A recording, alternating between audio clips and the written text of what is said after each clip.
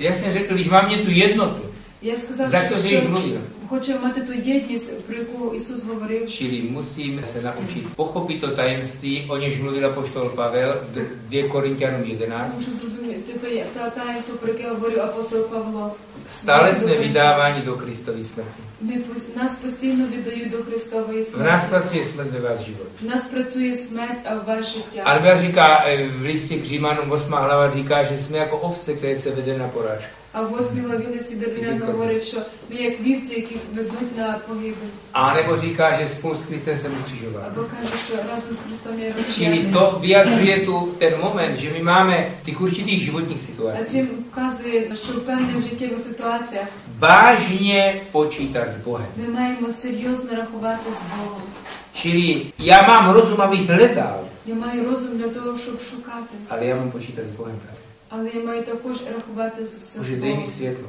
Боже, дай мені Ukaž світло. mi, co je tvá vůle. Покажи мені, що я Dej mi sílu. дай mені силу. Čili my máme důvěřovat plně Bohu. Тобто ми маємо цілковито довіряти Богу. Jistě, máme se snažit maximálně, jak můžeme.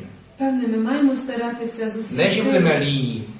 Не, щоб ми були ліниві. Takové heslo je, že dělej, jako by všechno záleželo na tobě, Є таке гасло, роби так, немов би все залежало на тобі, a ne na Bohu. а не на Богу. To je hereze samozřejmě. Ну, а саме то є єресь. A druhá hereze zase, А друга єресь є, dělej všechno, jako by záleželo na Bohu a ne na tobě. роби все так, немов би все залежало на Богові, а не на тобі. A když to dáme dohromady, Але якщо це дамо докупи, tak to je prakticky takový návod k takové životní moudrosti. то це є інструкція для життєвої мудрості. Jinými slovy, Іншими словами, urobit maximálně, co mohu urobit, зробити максимально, що можу зробити, a maximálně důvěřovat zároveň Boha. але одночасно максимально довіряти Богу. V tom spočívá ta životní moudrost. І в цьому полягає та життєва мудрість. Můžete to vyzkoušet v normálním životě. Можете випробувати це в нормальному Čili житті. mám opravdu znovu důvěřovat v Boha. Ми маємо знову довіряти Богові, V jeho в všemohoucnosti. Його V всемогутність, různých situacích. в різних ситуаціях.